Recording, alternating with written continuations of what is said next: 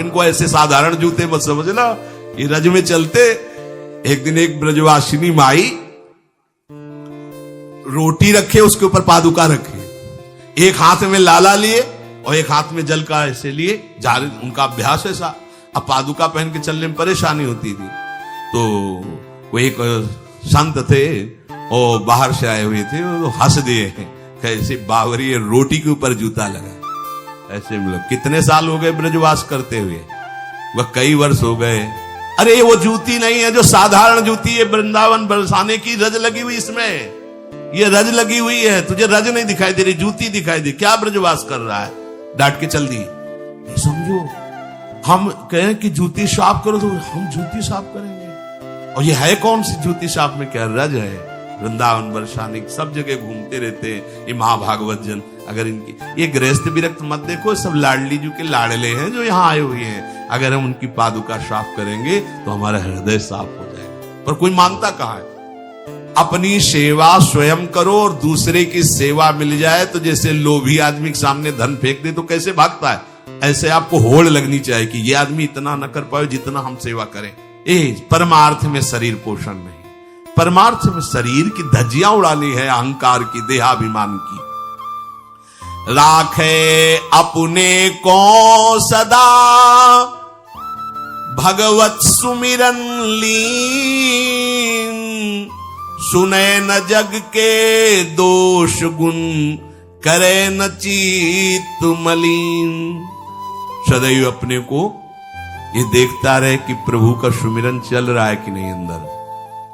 ये बहुत बड़े काहे की परेशानी, हम तो यही समझ नहीं पा रहे कि इतनी झंझटें लेकर कैसे घूम रहे लोग।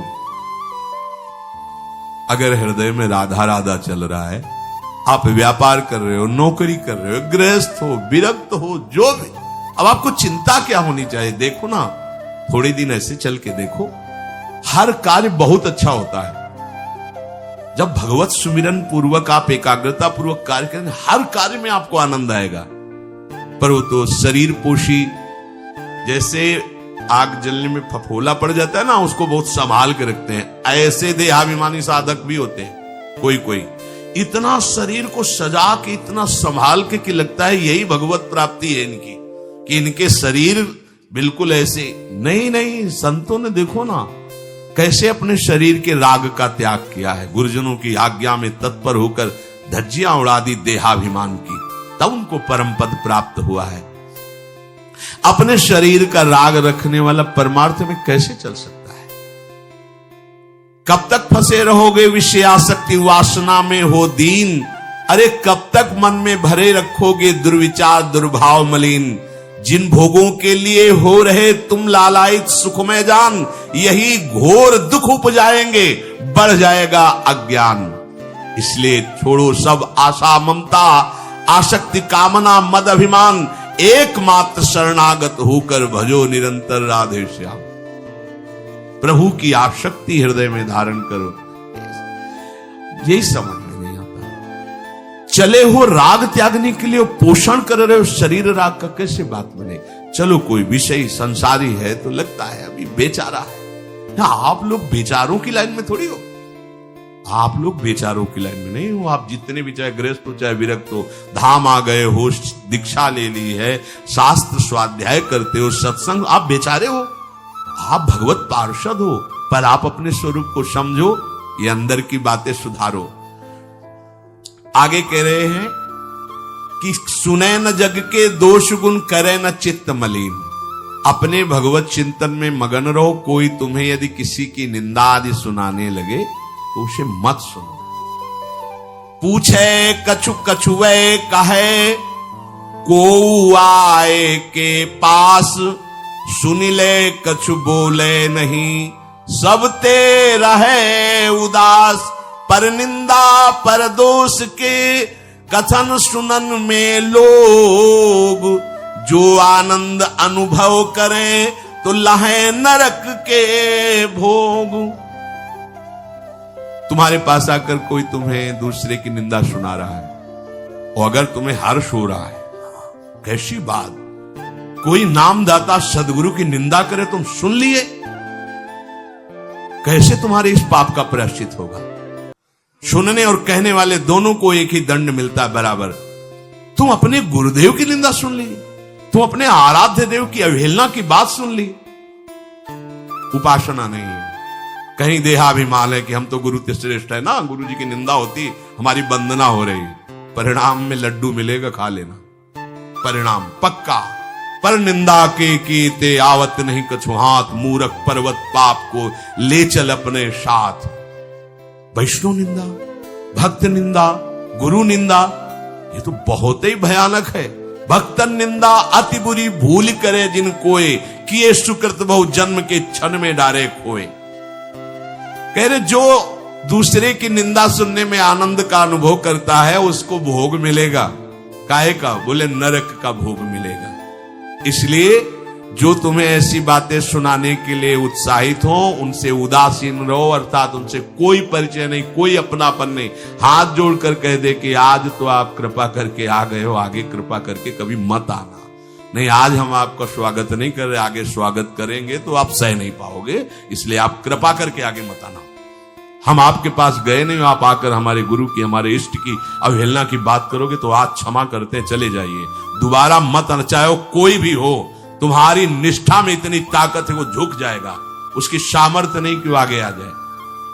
अगर हमारे कोई इष्ट की, आचार्य की या किसी भी नाम जापक की कोई निंदा करता है, हम सुनते हैं और उसे सुख मानते हैं, तो कह रहे हैं उसको नरक का भोग मिलेगा। नहीं, हमें जिस मार्ग में चलना है, हमें अपने आराध्य देव की प्रति प्रीति प्राप्त करनी है, और प्रीति प्राप्त होती कोई भी राम कृष्ण हरि शिव बोले, सबके चरणों में हमारा नमन है, सबकी चरण धूले हमारे माथे पे। निंदा करना, अरे सब जगह भगवान है, ये बात देखने के लिए तो हम चले, हम निंदा स्तुति। अगर कोई हमारा मित्र बनता है, हमारा निज जन बनता है, और हमको हरि गुरु इष्ट आदि की किसी भी तरह की कोई निंदा हमें बिल्कुल बर्दाश्त नहीं करना चाहिए और दूरी बना लेनी चाहिए, कभी उससे संभाषण नहीं करना चाहिए।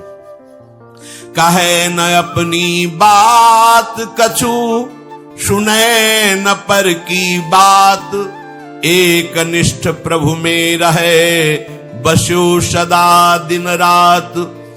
अपने हृदय की भक्ति की बात सहसा किसी से ना कहे और ना किसी की बात सुने, क्योंकि हमें अपनी आचार्य निष्ठा, गुरु निष्ठा से चलना है।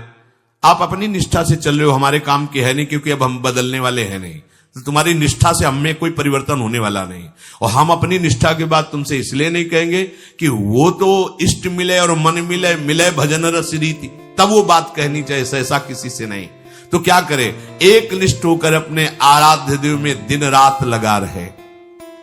ये बहुत जगह जाना, बहुत लोगों से व्यवहार करना, ये सब भजन में बाधक बात है। समिट जाओ, अपने लाडली लाल को दुलार करो, नाम जप करो, धाम वास करो, बहुत जो है, हाँ दर्शन कर आओ। नहीं, एकांत वास करो, प्रभु खुद आके दर्शन दे देंगे, मान लो विश्वास। अगर आपका भजन ठीक चल रहा है, सही मार्ग चल रहे हो, तो दर्शन वाली बात ही हट जाएगी, क्योंकि फिर वो समा जाते हैं, हृदय में समा जाते हैं, नेत्रों में समा जाते हैं, मन में समा जाते हैं। आनंद की उमगन में कभी गए, आंख लड़ा ली प्रभु से, नहीं तो आंखों में ही बसे रहते। पी मूर्ति नयनन बसे, तेहि रस रहाय समाय। राग रोष दुख दोष में जग सो रहे सचेत, काहू सो न करे कबो वैर भाव अरुहेत। कोई इच्छा न रखो तो तुम्हें कभी क्रोध नहीं आएगा। इच्छा राग ही द्वेष को उत्पन्न करती है। इन दोनों से सचेत रहो, ना किसी से तुम्हारा द्वेष होने पावे न राग। कभी किसी से किसी भी तरह अगर झगड़े का, लड़ाई का अवसर आता है तो हाथ जोड़कर निकल जाओ, झगड़ा मत करो। उससे ये होगा कि आपकी वृत्ति बच जाएगी, नहीं तो वृत्ति द्वेष पूर्वक बार बार उसका चिंतन करेगी जब भजन में बैठोगे, और उसके प्रति अशांति, जलन पैदा हो जाएगी। सब सो न्यारो होई रहे, पर खारो हु नहीं होए, सबकी सब कुछ सहे नीति, वो प्रभु को प्यारो होए। समझो बात, सबसे अलग रहो, किसी से अपना मन मत मिलाओ, केवल मन नाम से मिलाओ, प्रभु से मिलाओ, गुरुवाणी से मिलाओ। पर किसी का अपमान मत करो, किसी के लिए ऐसा कड़ुआ वचन मत बोलो कि उसके हृदय मंदिर में बैठे भगवान है, उसका हृदय दुखी हो जाए। सबकी सब कुछ सह लेता है जो कोई, वही प्रभु का प्यारा होता है। करे न जग चर्चा कबों, रहे सदा चुपचाप, रही इंकित निज भजे प्रभुता को सेवे आप। जो जगत की कभी भी चर्चा नहीं करता, मौन धारण करके केवल प्रभु के चिंतन में मगन रहता है, उसका भार प्रभु ले लेते हैं, उसकी सेवा आप स्वयं करते हैं। प्रभु किसी न किसी रूप में आके उनका भरण पोषण करते हैं। पै प्रभु के रस प्रेम की निर्मल गोपन बात, कहे न काहू सो कबो सहे सकल आघात। भजन में जो तुम्हें आनंद आ रहा है, जो तुम्हें स्वप्न में कोई अनुभूतियां हो रही या प्रगट में कोई अनुभूति हो रही, कभी भी किसी से भी वो बात ना कहे, क्योंकि ऐसा कहने से तुम्हारे भजन में विघ्न पड़ जाएगा। सारी की सारी बातें पचा लो। जैसे तुम गुप्त रूप से गलतियां करते हो, कभी नहीं बोलते हो, लेकिन कोई भी भागवती का अनुभूति छोटी सी भी होगी तो सभा में बोलने का मन होगा, क्योंकि उससे हमारी प्रशंसा होगी, अहंकार का पोषण होगा। बिल्कुल नहीं। भजन संबंधी कोई भी आनंद की बात, कोई भी भगवदानंद अनुभूति कभी किसी से न कहे, एकदम छुपा जाए। अगर कोई ऐसा कि हमने तो ऐसे लक्षण आप में देखे, हाँ नहीं ये तो ऐसे ही तुम्हें हंसुआ, हमारे अंदर ऐसा कुछ नहीं। कोई भी भागवतिक वृत्ति कहीं अपने में आरोपित करके प्रदर्शन का कार्य न कर दे। सह न सके पिय की तनिक निंदा, जो कहूं होए सहज त्याग सर्वस्व करी, डारे निज को खोए। यदि अपने आराध्य देव की कोई निंदा कर रहा हो तो वहां सहन न करे। सही न सके पिय की तनिक निंदा, जो कहूं हो। संत शंभु श्री पद अपवादा, कही सुनीतास मर्यादा, काटी जीव तासु जो बसाई, श्रवण मुनि नत चले पराई। यदि हमारे कोई आराध्य देव गुरुदेव की निंदा कर रहा है, ताकत हो तो उसकी जबान बंद कर दे, नहीं तो कान में अंगुली डाले उठ के चल दे, दोबारा उसका कभी चेहरा न देखे। भरत जी ने माता कैकेयी से कहा कि आपने हमें निमित्त बनाकर 14 वर्ष का वनवास भगवान श्री राम को दिया, इसलिए आज के बाद में कभी तुम्हें मां नहीं कहूंगा, पापिनी कभी तेरा मुख नहीं देखूंगा। भरत जैसे भगवान के अवतार परम पवित्र माता कैकेयी के लिए ऐसे कटु वचन बोले, आज के बाद कभी मां नहीं कहूंगा, है पापिनी तेरा कभी मुख नहीं देखूंगा। ये जो हमारे इष्ट की निंदा कर दे, हमारे गुरुदेव की निंदा कर दे, हम उसे आदर देंगे, हम उसको बात सुनने के लिए बैठा लेंगे। हाँ और बाओ, हमें और गंदा करो। सहज त्याग सर्वस्व करी, डारे निज को खोए। अपने अपनत्व को अपने आराध्य देव में सहज समर्पित कर दे। या जग में जाके हृदय ऐसो प्रेम समाए, हरिता को अति चाव सो रखें सदा अपनाए। इस जग में जिसके हृदय में ऐसी निष्ठा होती है, तो हरि उसे अपना मान करके फिर स्वयं उसका भार लेकर इस संसार में रखते हैं, अर्थात उससे वही कराते हैं जिससे जग मंगल होता है। निर्मल या प्रभु प्रेम की महिमा कही न जाए, अति प्रेमी जो श्याम को हरि ही नित्य बसाए। दुख में संतत सुख लहे, सो आवे यही बाट, नाहित क्यों रचना करे, कपट नरक को ठाठ। जो निर्मल भगवत प्रेम है उसको कहा नहीं जा सकता, वो अनिर्वचनीय है। ऐसे निर्मल प्रेमी महात्मा के हृदय में श्याम सुंदर निरंतर वास करते हैं। इस निर्मल प्रेम को जिसे प्राप्त करना हो तो कमर कस ले, दुख का मार्ग है, इसमें दुख में चल करके महासुख में पहुंचा जाता है। कह रहे दुख में संतत सुख लहे, सो आवे ही बाट। भारी से भारी विपत्ति, अपमान, तिरस्कार में वे जो सुख का अनुभव करते हुए भगवत भजन करते रहते हैं, वो जाते हैं उस महासुख परमानंद में। नहीं तो कह रहे नाहित क्यों रचना करे, कपट नरक को ठाठ। फिर ये बातें बनाने से नरक ही मिलेगा, भगवत प्राप्ति नहीं होगी। इसलिए इच्छा और द्वेष का त्याग करके अपने आराध्य देव के निरंतर चिंतन में मगन रहो।